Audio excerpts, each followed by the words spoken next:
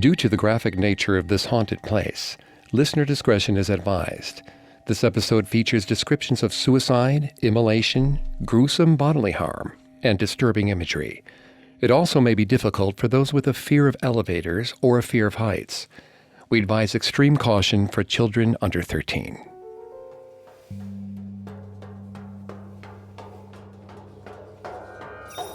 Whoever invented the Fitbit clearly had it out for Clara. She hated exercise and walking and moving.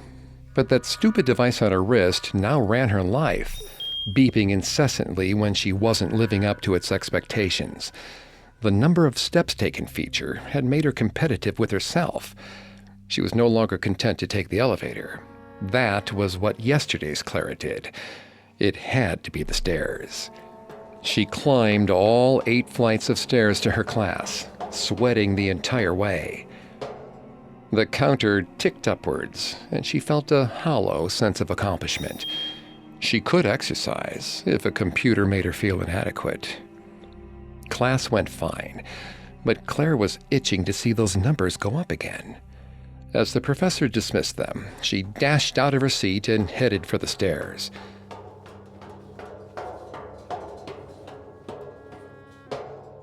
The air felt heavy this time. Something kept pushing at her from behind, but there was nothing there when she checked. She soldiered on, keeping her eyes on the Fitbit rather than the stairs.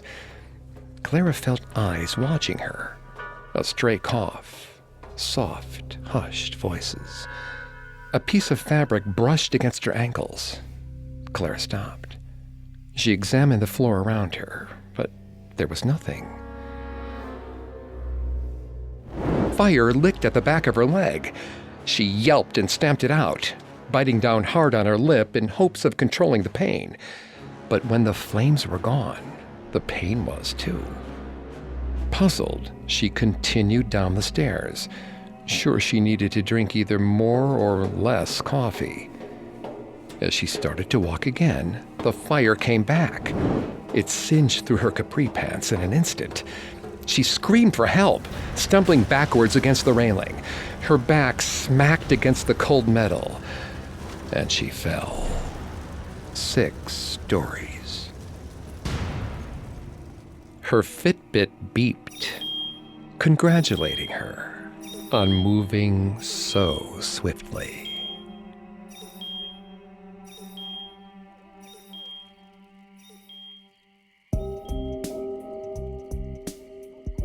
Welcome to Haunted Places, a Parcast original. I'm Greg Polson. Every Thursday, I take you to the scariest, eeriest, most haunted, real places on Earth. You can find all episodes of Haunted Places for free on Spotify.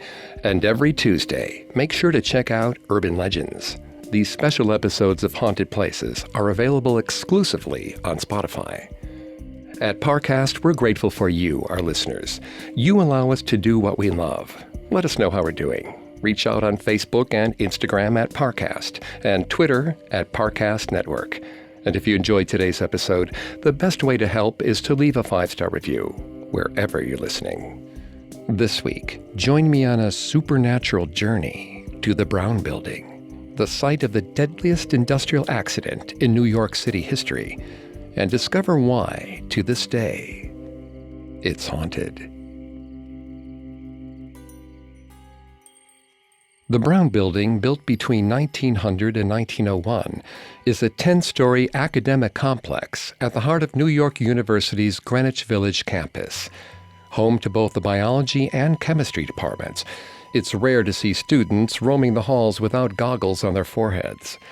Many of the pre-med students that have class in the Brown Building don't know its tragic history until they hear a strange scream echo down the enclosed corridors, or see a figure run for the stairwell, only to disappear right before the door. That is because the Brown Building was the site of the deaths of 146 garment workers during New York City's deadliest industrial accident, the Triangle Shirtwaist Factory fire of 1911. The Triangle Waste Company rented the top 3 floors of the Brown Building. Work conditions were far from safe. While the recently formed International Ladies Garment Workers Union had made significant strides with other factories when it came to fighting for better hours and safety standards, Triangle refused to deal with them. Most of their workforce were Italian and Jewish immigrant women between the ages of 14 and 23 who couldn't afford to miss a single day's wages. Triangle's union-breaking tactics left their 500 workers at the mercy of their managers, who would frequently lock workroom doors in order to prevent both theft and unauthorized breaks. It was closing time on Saturday, March 25, 1911, when a fire flared up in a scrap bin under the workstation of Isidore Abramovitz. Isidore was a cutter, or person responsible for preparing the pieces of fabric that went into a shirtwaist. His cut panels would then be passed to one of the many women workers toiling at sewing machines on the open-plan 8th floor of the building. Nearly everything in the workroom was flammable, from the cotton to the tissue paper patterns to the wooden floors. From the first spark, it was only a matter of minutes before the flames engulfed the whole room, and then the 2 floors above.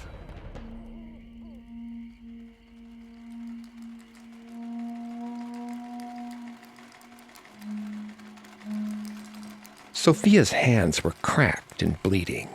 A sewing needle was embedded in her thumb. She barely felt the pain as she gazed out the high windows, taking in the sun and the birds. She longed to be with them, floating above the island she called home. It was not to be. She nodded her head as her manager started to yell about the cost of fabric, how clumsy of her to bleed on the merchandise. She pulled the needle out gently. Her fingers had gone numb months ago from steady work at the machine. She sucked the dry blood off of her finger and continued to work. She couldn't afford another dock in pay. Sophia turned her attention back to the soft fabric, nicer than she would ever be able to afford, and ran it through the machine again. Unlike some of the other girls here, she hadn't been to the labor protests. She kept her head down. The view was nice. That was enough for her. She didn't have grander dreams. Her home in Sicily was now overrun by men with too much power, killing for sulfur and citrus. America was different for her. She occasionally heard a stray gunshot outside her house, but her neighbors were friendly. People sat outside in their stoops. There was no cowering here. Safety was what she needed, and she had it. A sharp scream pierced through the office. Sophia looked around to see what had happened. One of the new girls was now missing her thumb. The manager took her aside, wrapped the severed digit in fabric, and ordered her back to her machine. The rules were clear. No one left the floor until after the work bell had rung. The stench of smoke whispered through the air. The cutters, all older men with rough but deft fingers, tended to sneak cigarettes at the end of the day. Sophia felt panic rise within her. She was not close to done with her quota. Her injury had lost her valuable time. In her rush, she accidentally sewed the expensive fabric into her own sleeve. The work bell rang, but still she sat and sewed as the other workers filed past her to the single door to the elevators. She could get in a little more work if she hurried. Sophia coughed. She blinked rapidly, noticing the slight haze the room had taken on while she'd been busy concentrating. She raised her head, only to cock it, puzzled. All her co-workers had turned back around. They were agitated, pushing, shoving.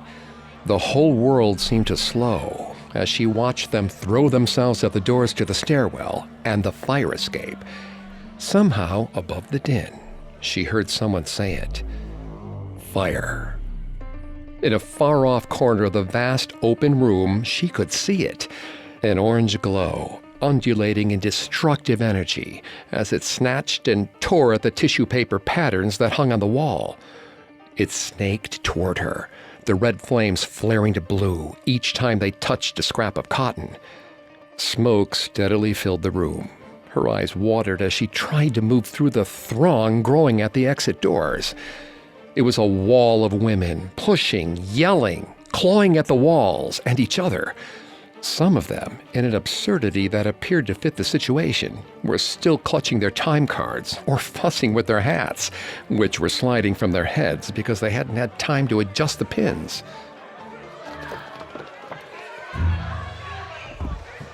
Someone pushed her from behind, and her knees hit the floor. She felt the crunch of shoes on her back as she struggled to get back up. No one could see where they were going. She was just another part of the fabric scraps now. Refuse left to burn as the people climbed to whatever safety they could find. She scooted farther and farther to the exterior wall.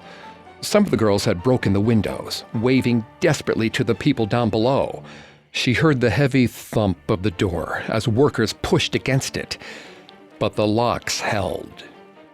A woman in a dark blue dress passed by her, floating in a kind of trance. The woman approached the broken window, shoving one of the other workers aside with an almost supernatural strength. She mounted the casement in one smooth motion. Then she leaned forward and let go.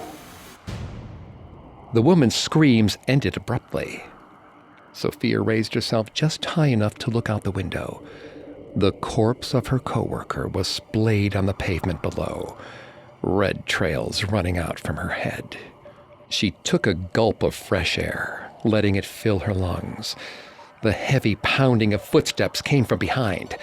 She stepped to the side just in time to see several other women fly out the window. They were birds without wings, free for one glorious moment, until gravity cracked their heads open.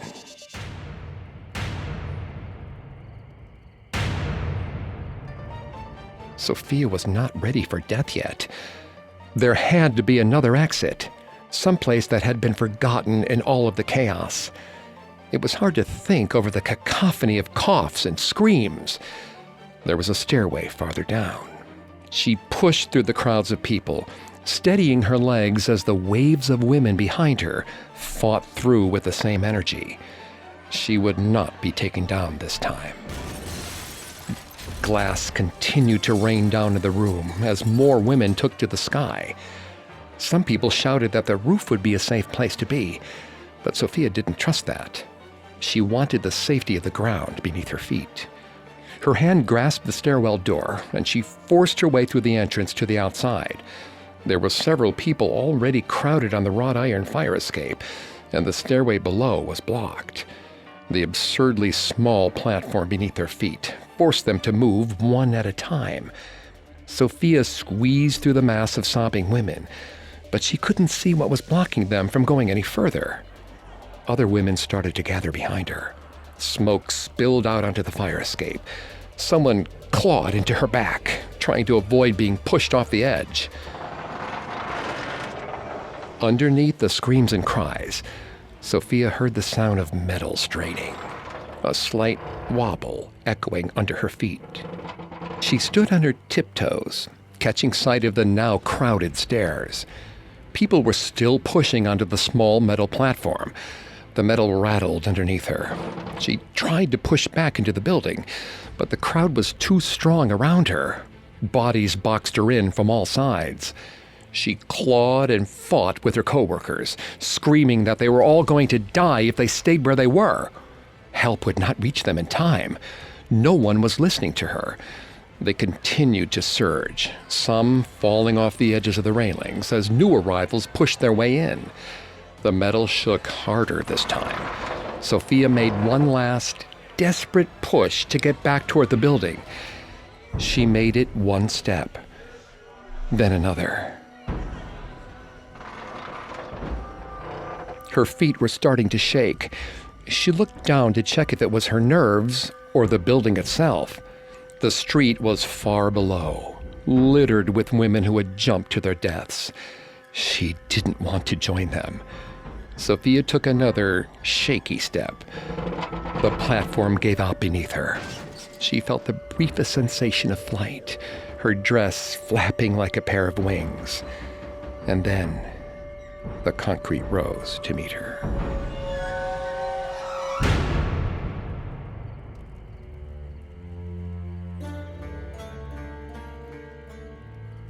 The image of the Triangle Shirtwaist Factory fire that most galvanized the American public was the young women jumping from the factory windows, their skirts billowing outward before they hit the pavement. But there was another horror even the era's best journalists struggled to describe: the collapse of the building's fire escape, dropping an overflow of panicked workers to the street below. The rickety structure was built as cheaply as could be, and it could by no means hold the significant weight the evacuation demanded. A means of potential salvation ended up spelling doom for the terrified workers as they spilled into the open air, 8 to 10 floors up from the street. Ever since New York University acquired the Brown Building in 1929, students have reported feelings of panic that go beyond the usual test anxiety. Night studying is often interrupted by blood-curdling screams that appear to have no source. There's a weight to the space they can't explain, as if they're always surrounded by a crush of people, even when standing alone.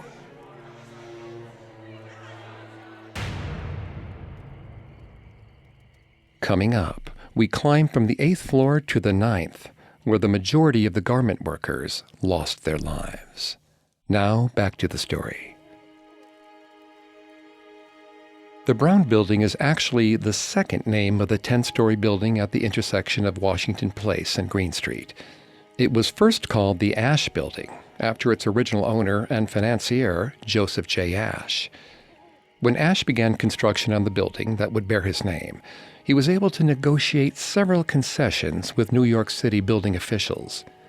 Ash and his architect, John Woolley, avoided having to use metal frames and stone or concrete floors by building the structure to be 15 feet short of the 150-foot height threshold that would have demanded better fireproofing. They installed wood floors and window frames instead. A fire alarm was installed, and there was a water tank on the roof with hoses that ran to each floor. Unfortunately, on the day of the Triangle fire, every one of the hoses failed to generate enough water pressure to spray. This left the workers with only the fire pails that were to be always on hand in case of a blaze. But once the pails were empty, there was nothing they could do. In addition to these flaws, the Ash Building also didn't have the 3 required staircases leading from the upper floors. Ash was able to convince the inspectors that installing a small fire escape would cover the requirement for a 3rd staircase. On top of that, the other 2 stairwells were poorly lit. This corner cutting is what led to the Triangle fire being as deadly as it was. And if rumors are to be believed, each flaw has left a number of ghostly victims behind, haunting every inch of the Brown Building in the modern day.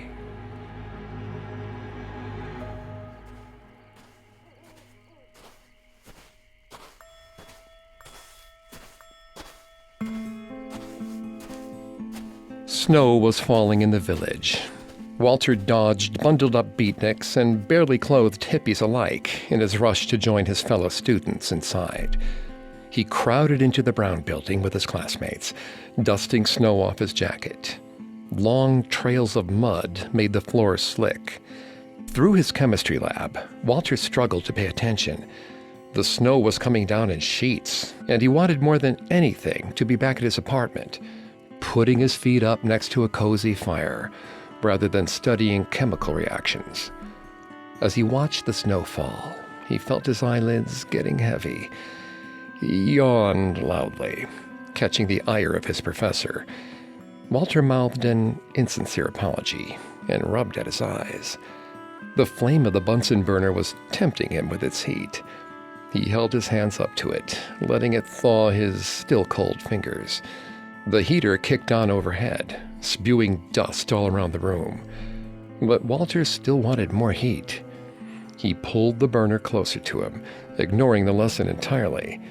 He turned the flame higher. Someone cleared their throat behind him. The professor asked Walter to leave early, since he was being a distraction to everyone else. He shrugged his shoulders, grabbing his backpack and heading out the door. He walked down the 9th floor hallway, savoring how empty it was during class. But he wasn't entirely alone. He noticed a girl waiting at the elevator. Walter pressed the button and tried to chat the girl up. She wasn't interested. She was clutching some textbooks in her hands and tapping her foot. A rush of hot air passed between them, the ancient heating system kicking on again. She hit the button multiple times, sweat gathering on her brow. Walter reached up to help wipe it away, about to make a comment about not letting herself get too excited. She stepped back away from him, her eyes beyond annoyed. Then she dashed away down the corridor. He wanted to follow, but the elevator was opening. He debated for a moment, the warmth of home or of a pretty girl. One was for sure, but the other was a bit of a gamble. On a day as cold as this, he chose home. He stepped inside the elevator and pressed the button for the ground floor. The car groaned, shaking slightly, and then it started to descend. The speaker inside crackled to life for a moment. Screams filled the cabin. Walter covered his ears. He told himself it was just a weird form of static, but the sound persisted. Something heavy hit the top of the elevator. The car swayed, and it was all too easy for Walter to picture the tether holding him in place snapping. But instead, the lift came to an abrupt stop. He couldn't tell if he had made it all the way down yet. The dial overhead suggested he was stuck between floors. The elevator began to heat up. He took off his winter coat, enjoying the warmth. He told himself that class would be out soon. Someone would rescue him. So he took out a book and waited. Another screech came from the call box. Suddenly, smoke started to ooze out of it. Walter fanned his hand next to the speaker, but when the first layer of smoke scattered, there was more behind it, thicker and grayer. He pulled his scarf out from under his shirt, lifting the thick fabric to cover his nose and mouth. Sweat pooled on his forehead, dripping down into his eyes. He wiped it away as best he could, struggling to see as the smoke continued to spill into the room. He began to call for help. The room had gone from pleasantly warm to sweltering. Walter touched his hand to the doors to try and pry them open. They seared his palms. After wrapping the ends of his scarf around his hands, he tried to hit the call box. Someone needed to know that the system was malfunctioning. The elevator dropped half an inch. Walter jammed his finger against the button. Smoke stung his eyes. He coughed into the scarf. Straining his ears, he listened for some response to his desperate pleas for help. Dimly, an answer came back. A high-pitched squeak of young girls poured out of the speakers. Hundreds of voices begging for help, saying they were going to die in this tiny box. He promised that if the elevator would just move, he would be able to save the rest of them. There was a fire department close by. They just had to hold on a little longer. The elevator swayed, then dropped again. Walter fell to the ground. Luckily, the air was clearer down here. He pulled the scarf off his face to take in some oxygen, and then moved it back into place. He lifted his stinging eyes to see the shadow of a pair of feet in front of him. A pair of old-fashioned heels, all buttons and pressed leather. They evaporated as he tried to touch them. Some smoke-induced hallucination. The elevator groaned again. The radio exploded in a hail of sparks, but the screams only got louder, overwhelming his hearing. They were crying and begging for mercy, not from him, from God. He jammed at the bell again. The elevator dropped another foot. Walter found his own muffled voice joining in with the girls as he too started to crack under the sweltering heat in the elevator. He begged for someone to save him, someone to listen to his cries for help. The elevator swayed one more time. It jerked and started to fall.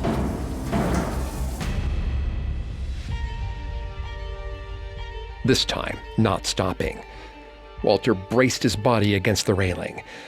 It finally came to a stop. His legs buckled beneath him, and a bone snapped in his thigh. The smoke started to clear. The screams vanished. Walter was alone in a clear elevator, his leg radiating with pain. He pulled himself to his feet, still clutching the railing for support. He inhaled, trying to catch his breath, only looking up from the floor when he felt less lightheaded. He expected to see himself in the mirrored surface on the elevator doors, looking haggard and frustrated. But it wasn't his reflection looking back at him. They were women, nearly 30, all of them huddled into the elevator. Their clothes were torn and singed in places. Some of their heads were bent at impossible angles. Pieces of their flesh had been burned away, showing small flecks of white through the blackened skin. They met his eyes head on, daring him to look away. He couldn't. As the elevator reached the first floor, the doors slid open to reveal a perfectly intact car, and a young male student, inexplicably burnt to a crisp.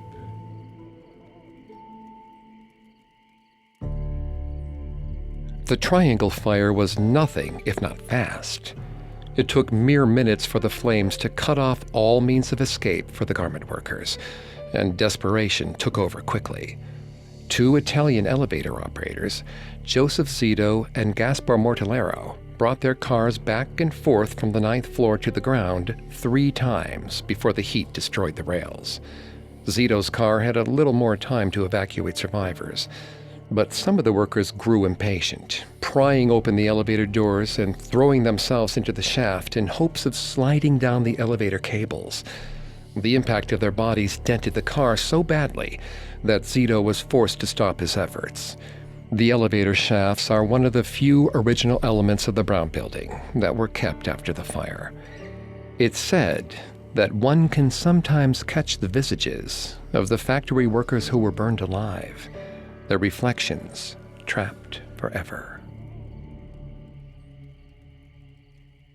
Coming up, we reach the 10th floor and executive suite, where even the triangle owners must face the flames. Now, back to the story.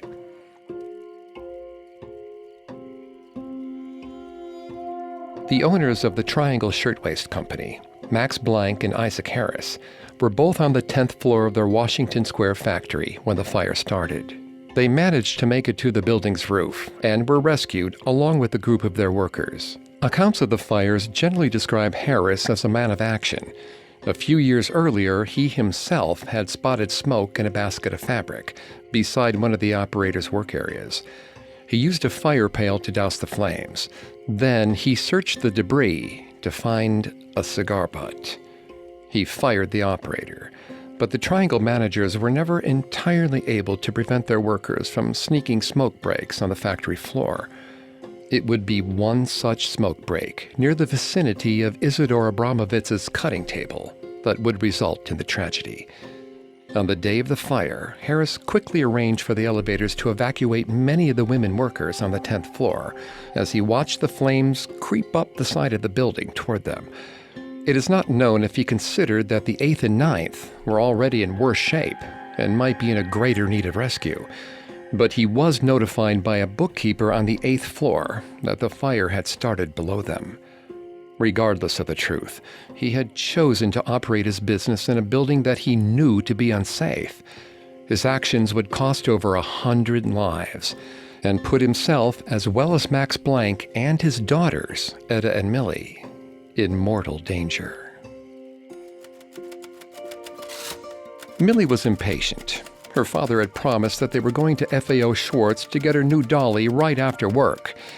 But here she was, still waiting by his desk as he finished up boring adult things. She occupied herself with dreams of her toy. She was going to have blonde hair and green eyes, and had come all the way from Germany. Daddy called her a bisque doll, but Millie was going to call her Sarah. It was nearly time to go when the telephone near her started to ring. It was a loud, harsh sound, nothing like the one they had at home. The woman on the line said something to Mr. Harris, who said something to Daddy. His face turned gray, the way it did when Mommy was clearly beating him at cards. He grabbed Millie's hand, but did not move. Her older sister, Etta, grabbed the other one and began tugging toward the great metal box that had carried them to the floor where Daddy worked. There were people pushing, shoving, not at all waiting their turn. Millie tried to tell Etta how cross their mother would be at such rudeness, but Etta wasn't paying attention. Millie dropped her father's hand to tug at her sister's sleeve. She hated not being listened to. Another impolite adult knocked into her, and she lost her sister's grip. She stumbled and had to catch herself by grabbing at the back of a woman's long overcoat. Millie had been to ball games and walked the streets with her father, and had even ridden the subway, but she'd never been in such a tightly packed crowd before. She felt like she was tossed in a swiftly moving river, floating toward a waterfall. She began to wail as the wave of grown-ups pushed her forward. She kicked out, desperately trying to turn around, but they were all too strong. The air was thick and hard to breathe. She began to cough, her cries choked by what tasted like birthday candle smoke.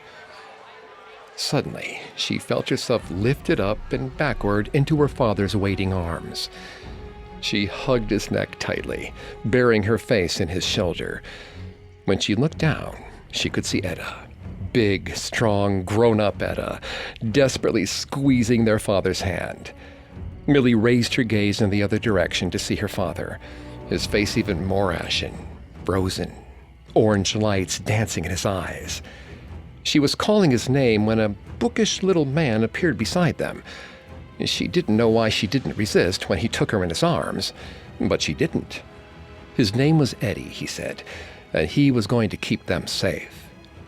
She watched as Eddie tugged Daddy along by his coat, Etta trailing thanks to her vice-like grip on her father's hand. She could hear Eddie saying something about the 9th floor to her father, but her ears felt like there was cotton in them. They walked into a stairwell lit only by an orange glow. Everything was so hot. She was sweating like they were at Coney Island. Eddie, Mr. Harris, Daddy, and some other frightened men moved quickly through the heat, climbing down. Small bits of ash floated around them. She buried her face in Eddie's shoulder. Tears flowed from her eyes. A burly man burst through the door beside them, yelling at them to head for the roof. Millie nearly lost her hold of Eddie as he turned with a jerk to head back up the stairs. Millie raised her eyes again to see her father, staring, frozen on the steps again. She followed his gaze into the smoke below them, but she could see nothing. When she blinked, she finally saw her. A woman wearing one of their shirtwaists, her hair lit like a candle, staring up at them with hard eyes. Millie yelled to her to follow them, but the woman only smiled as flames licked around her. She did not scream. She didn't even seem to notice the inferno as it moved around and through her. Millie kept her eyes on the woman's icy grin until Eddie turned the corner in the stairwell one more time. Eddie threw a piece of cloth over her head to help her breathe. Now she couldn't see anything, but she could hear people screaming, and she smelled some kind of meat burning. She coughed, her throat and lungs burning as Eddie's running jostled her in this way and that. The smoke was so thick, it coated her tongue and throat. And then, just when she was certain that she had melted into candle wax herself, Eddie ripped the fabric free. They were on the building's roof, finally able to breathe relatively clean air. He put her down gently and collapsed to the ground, still struggling for air. She approached him to see what was the matter, but he waved her off. So she turned to her father. He was staring again, this time just over the edge of the building.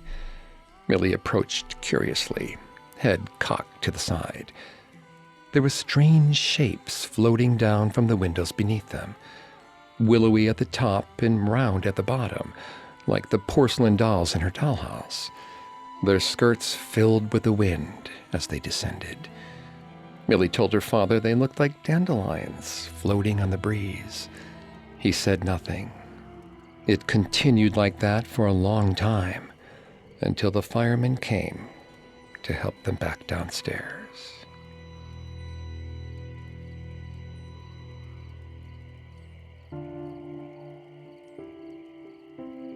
While Isaac Harris arranged for the escape of the 10th floor employees, Max Blank froze. His daughters, 12-year-old Henrietta and 5-year-old Mildred, were with him because he'd promised to take them shopping after work. He had to be guided by his employees to the roof, with one of them taking a screaming Mildred from him. Max Blank and Isaac Harris were indicted on charges of first and second-degree manslaughter for the Triangle Shirtwaist Factory fire. Their defense lawyer, Max Stoyer, suggested that the survivors who served as witnesses had their testimony written for them by prosecutors. The case hinged on the question of whether Blank and Harris knew that their managers were following the stated company policy of locking exterior doors to prevent theft and unauthorized breaks. The defense contended that prosecutors could not prove the owner's knowledge that the doors were locked that day, and the two men were acquitted of all charges. However, they would be found liable for wrongful death in a 1913 civil suit, but Triangle only had to pay less than a quarter of the amount their insurance company gave them per casualty. That same year, Blank was arrested once again for locking the door of his factory during working hours. He paid the minimum fine and walked free. On a slightly more positive note, the Triangle Shirtwaist Factory fire changed the standards of workplace safety forever. From 1911 to 1913, New York State passed major labor reforms for both workers' rights and workplace safety. The New York City Fire Department conducted a review of the factories in the city, discovering that over 200 of them maintained similar conditions to those that made the Triangle fire possible. There was pushback. Many real estate developers and factory owners stressed the low likelihood of an industrial fire compared with the cost of retrofitting their buildings for safety measures. Real estate developer Robert Dowling told the New York State Factory Investigating Commission that the number of people killed in factory fires was an infinitesimal proportion of the population, and therefore didn't need protection. Union activist Mary Dreyer responded, "But Mr. Dowling, they were men and women. They were human souls. It was 100% for them." With its new name and its new academic owner, the Brown Building has left its industrial history behind. Now the students of NYU stroll its halls safely, as the building is up to code. A plaque on the wall outside commemorates the victims of the fire, and the Triangle Shirtwaist Factory remains a rallying cry for workplace safety around the United States. Even today, workers experience safety issues that would feel very familiar to the Triangle garment workers. Amazon has reported at least 6 deaths in their warehouse since November 2018, most notably the passing of 48-year-old Billy Foister on September 2, 2019. The Guardian reports that Foister suffered a heart attack on the floor of an Ohio Amazon fulfillment center. He was on the ground for nearly 20 minutes before his collapse was noted by a floor monitor. Though emergency services arrived promptly, Foister was declared dead when he reached the hospital. Warehouse workers report that their managers ordered them back to their duties minutes after Foister was removed from the floor. Amazon disputes the anonymous worker's accounts, claiming that Foister didn't die on their property and that he was treated promptly.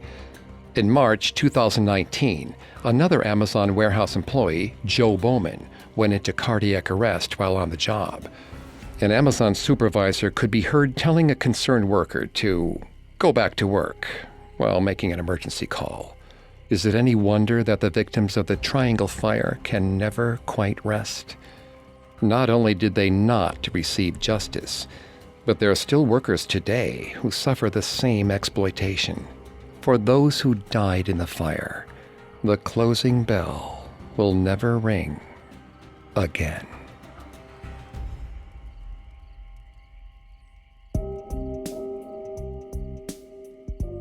Thanks for tuning into Haunted Places. For more information on the Brown Building, amongst the many sources we used, we found David Von Dreely's Triangle, The Fire That Changed America, extremely helpful to our research. We'll be back on Thursday with a new episode. And don't forget to come back on Tuesday for our Urban Legends series, available only on Spotify. You can find more episodes of Haunted Places and all other Parcast originals for free on Spotify. Not only does Spotify already have all your favorite music, but now Spotify is making it easy for you to enjoy all your favorite Parcast originals, like Haunted Places, for free, from your phone, desktop, or smart speaker. To stream Haunted Places on Spotify, just open the app, tap Browse, and type Haunted Places in the search bar. Several of you have asked how to help us. If you enjoy the show, the best way to help is to leave a 5-star review. And don't forget to follow us on Facebook and Instagram at Parcast and Twitter at Parcast Network. I'll see you next time. Haunted Places was created by Max Cutler and is a Parcast Studios original. Executive producers include Max and Ron Cutler. Sound design by Kenny Hobbs, with production assistance by Ron Shapiro, Carly Madden, Isabella Way, and Joel Stein. This episode of Haunted Places was written by Lil D. Ritter and Jennifer Richey, with writing assistance by Greg Castro. I'm Greg Polson.